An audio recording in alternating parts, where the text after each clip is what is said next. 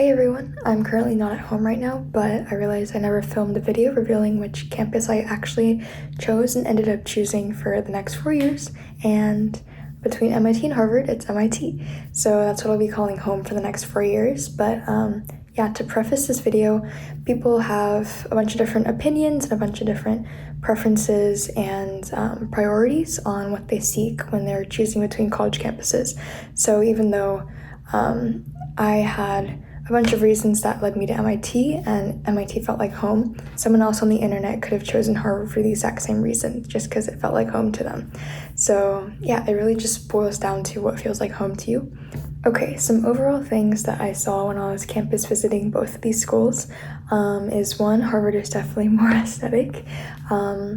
It's more put together than MIT, which is definitely more quirky and a little bit more like all over the place. If you look at the different dorms of MIT, I think you'd see like from Simmons, which has a bunch of windows, and Massey, which looks like a castle. It's just different architecture, and Harvard is definitely more like together.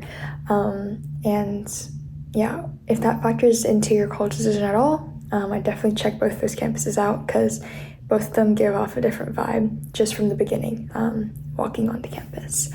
Another thing is that I noticed people definitely dress differently. So at Harvard, I felt more formal, or like the people around me dressed more formally. And at MIT, it was definitely more casual. But it might have just been the day. It might have just been like the time of the year, the time in the year. But that's what I felt. I really liked, though, the Harvard Taylor Swift class. It was really fun. I got to sit in as the professor talked about Taylor and her new album that was being released, and a listening party that would have been hosted, but I wasn't long enough on campus for that to attend that. So yeah. Okay, I guess this is a pre-tip, but to conclude everything I just said, a campus visit can change everything. So for schools that you want to apply to, and if you are available and if you have the resources to, definitely go on a campus visit, or just find out as much as you can online about the campus and like about the community and the cultures there.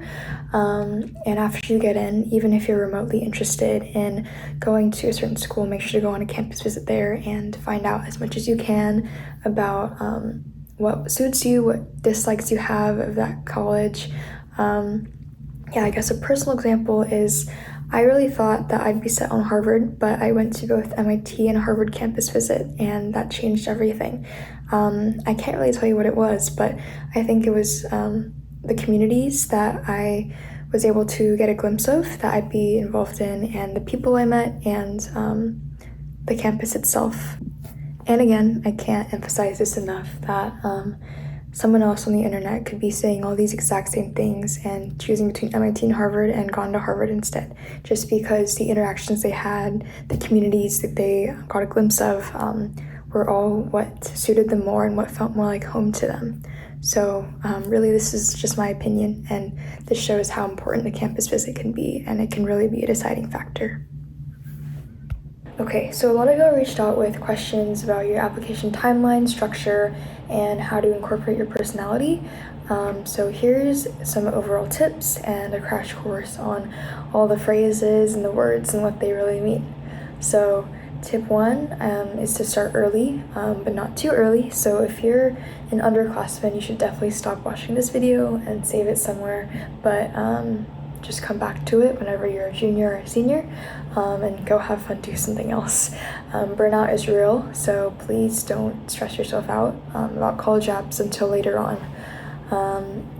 The summer of senior year, I'd recommend getting familiar with the different portals, and like there's the UC portals, the MIT portals, Common App, etc. What supplemental essays are for schools from the previous year, and schools you're interested in, what specific requirements they have. And I was really confused by the verbiage of like what is EA, ED, REA, what is all that, and what is rescind, what is withdraw, all that. So I'm going to be going into a quick crash course. The very first thing I got confused on when I was applying to colleges was what is a portal versus supplemental essays. So a portal is like common ground. So a portal like the Common App has a long essay within it, which is max, I think, 750 words maybe, and there's a bunch of different prompts you can choose from, and there's like an extracurriculars list, rewards list, and whatever information you fill out will be sent to every school that uses that portal. So for example, I think University of Michigan, UT uses Common App now, and yeah, a bunch of different schools. I think it's the most popular portal. And a supplemental essay is on top of that portal. There's like different essays that each school wants you to write, particularly like prompts that they choose and you have to answer. There's usually 2 to 6 supplemental essays for each school, I'd say. And that can also be found in Common App under each school. Okay, an EA and an ED was very confusing to me when I started out college apps. Early action and early decision. So an EA is like you can apply to the school early, but you're not obligated to go when you get your decision if you get accepted or waitlisted. But ED is if you get into the school early on, then you have to withdraw all your other applications and go to that school the following semester or whenever your term starts. And some colleges, usually more top colleges, have REA and RED, which is restrictive early action, restrictive early decision, which means that you can only apply to their school during your early application season. So schools like, I think Stanford is REA or RED. So if you were thinking of applying to both, like let's say Stanford and Yale early, then you can only choose one because it's restrictive.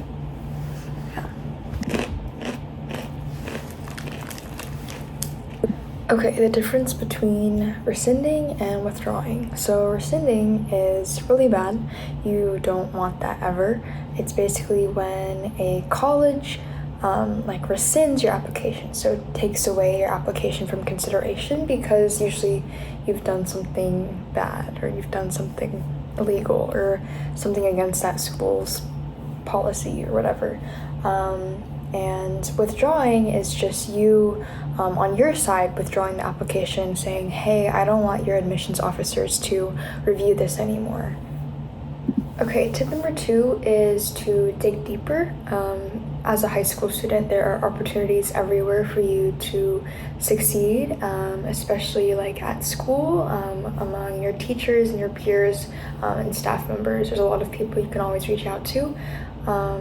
Whether you have one passion that you're super interested in or you have a bunch of different passions, you can always dig deeper into those areas of interest and find opportunities to do research in that area or talk to a professional about it or search online and look for resources. There's always different things you can do. Okay, the last tip I had was to be yourself, not someone else. I think this tip is a little controversial, so please take it with a grain of salt, but it really helped me. I'd actually caution against reading other people's essays. Like, I know there's a lot out there that says, like, this is what got me into blank school, and it's just a copy of their essay and their extracurriculars, but I know whenever I read essays, I'll think about what's good about that essay and start, like, trying to compile that into mine, and I know that it'll just make the essay start sounding less like my voice and more like that person that I saw on the internet. So yeah, I really encourage y'all to try to not read anyone else's essays when you're going through the college app process. I didn't read anyone's essays at all, and I think it really helped me just find my voice and the way I write, that style of writing, and just push on with it and really get my personality across and get what I'm trying to convey across. And I guess this is partially why I don't really want to share my ECs or essays with y'all, even though a lot of the comments in my college reaction video were asking for it. But yeah, just be yourself. I'm definitely not saying don't have anyone else review your essays or your ECs or the way you structure things, but don't feel the need to copy someone else who got into this great school. You have your own voice for a reason, and you write the way you do for a reason. So yeah, don't try to structure yourself and your ECs or your writing to be someone else's. That's it, everyone. Thank you for watching my tips video. Good luck to all the rising seniors who are going through the college app process and those supporting them, because it can be hard to talk to the rising seniors when all they think about is college apps and college decisions. But yeah, there is light at the end of the tunnel. Time will fly by, and y'all will have a blast after college apps are over. Yeah. If you have any questions, comments, or concerns, you can always comment down below or DM me on Instagram. And yeah, thank you so much for watching.